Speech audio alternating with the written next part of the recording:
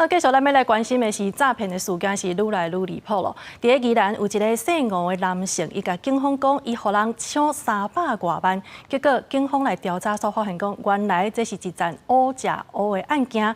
原来这报案的人甲嫌犯是共一个诈骗集团，因两个人有讲好势要搬一出去，甲骗来的300多万变做合法的钱。 诈骗车手伫便利商店用车手摕到骗来钱了后，佫行到另外一间超商，煞伫超商外口被抢，就较紧张。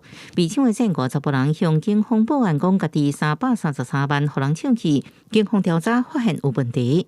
手机来，手机不要动。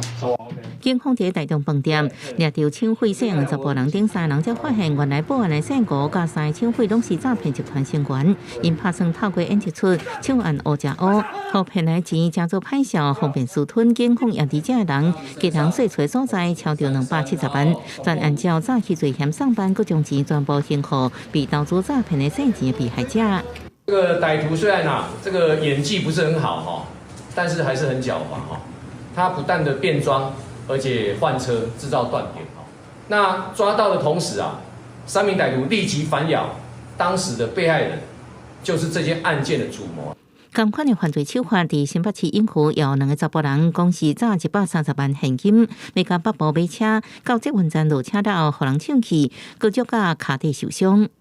发现疑似该报案人为诈骗车手想要侵吞该相关款项所以谎报抢夺案件。 警方发现2个查甫人无法度详细交代现金来源甲用途了后，2人才承认担任面交的车手，甲共犯演出乌食乌，想要侵吞诈骗的钱。警方继续扩大侦办，佮锁定共犯，向警员对查。记者综合报道。